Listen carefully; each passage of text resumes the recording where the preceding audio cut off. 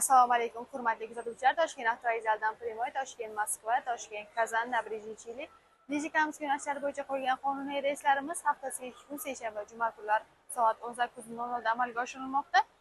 Bundan tashqari bizda Ufa, Perm yo'nalishlari bo'yicha ham qonuniy reyslarimiz bor. Hammasi seshanba, juma kunlari soat 18:00 da reysiy avtobuslarda Toshkent avtovokzalidan yo'lga chiqib ketadi.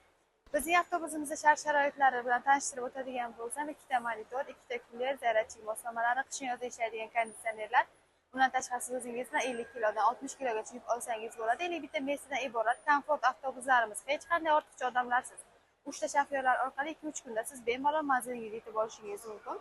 Instagram, YouTube, Telegram, Facebook kanallarimiz hammasi ishlab turibdi. Ularga yozsangiz ham savollaringizga batafsilroq ma'lumot olishingiz mumkin. Hozir bizga qo'ng'iroq qilib, joylaringizni ham onlayn, ham offlayn band qilib, Instagram, Telegram, YouTube kanallarimiz, avtobuslarimiz sharoitlari bilan tanishib chiqishingiz mumkin. Tanlovda adashmang, keyingi efirlarda ko'rishguncha xayr salomat bo'ling. Ulgurib qoling, biletlar soni cheklang.